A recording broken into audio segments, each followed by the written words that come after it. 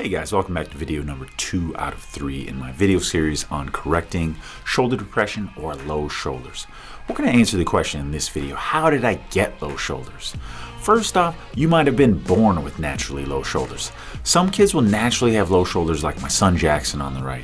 Sister Olivia on the left does not, however, although she's kind of shrugging so you can't really fully tell. I'm just kidding, these aren't my kids at all.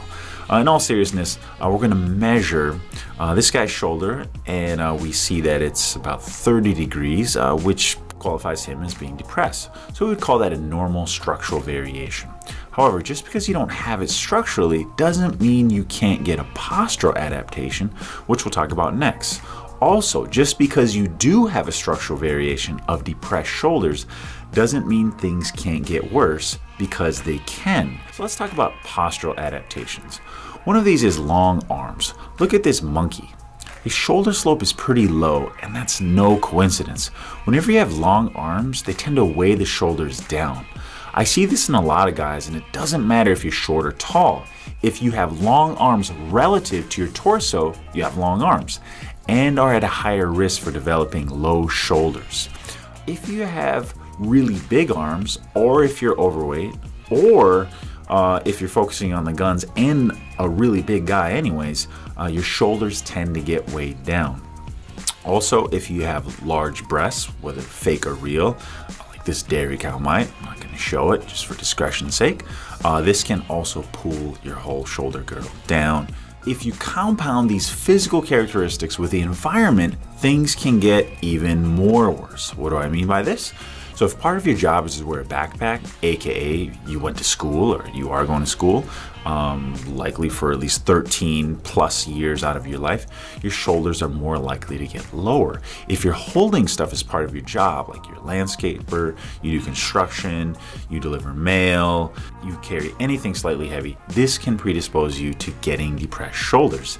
Even if you're holding a briefcase versus a backpack, this can make a real difference towards helping your low shoulder.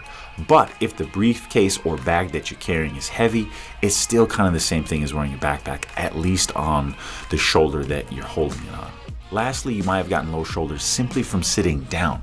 This is me sitting down without really using armrests. And as you can see, the weight of my arms, which aren't fully supported, are bringing my shoulders down a little bit. This could be corrected by simply using armrests, but the armrests need to be sufficiently high so you can get a chair that has adjustable armrests.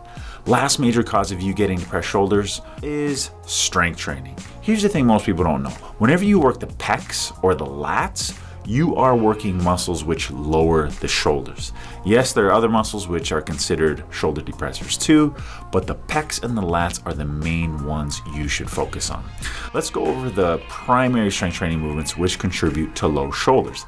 Dips. These primarily work the lower pecs, but overall, this is a great pec builder. Nonetheless, it can lead to lowering the shoulders. We have the bench press, undoubtedly the most popular exercise in the world to do with a barbell. Works the pecs as a whole and can really build up the chest. We have chin-ups, works the lats, takes them through a huge range of motion, and there's some people that claim to build up your lats, all you really need to do is chin-ups and its variations. We have the deadlift. This naturally, because you're holding a heavy barbell below you, pulls the shoulder down and taxes the lats. I'm not holding a barbell here, but even me, I'm just holding 45 pounds, which is heavy enough to really lower your shoulders. We have the seated row. It probably doesn't work the lats as much as the chin-ups, but it still works them quite a bit. So as you can see, most all of the major compound lifts, besides the overhead press, can depress the shoulders.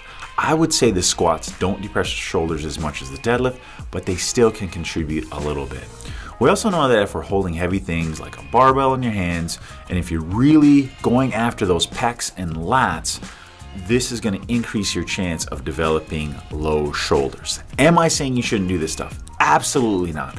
But if you do have depressed shoulders and you have some symptoms, please stay tuned to video series number 3, where we'll go over how you can get out of depressed shoulders, or if you have a structural variation of depressed shoulders, how to balance that out. If you like the video, click on the like button, hit the subscribe button, ask about any exercise you're concerned about. Thanks for watching.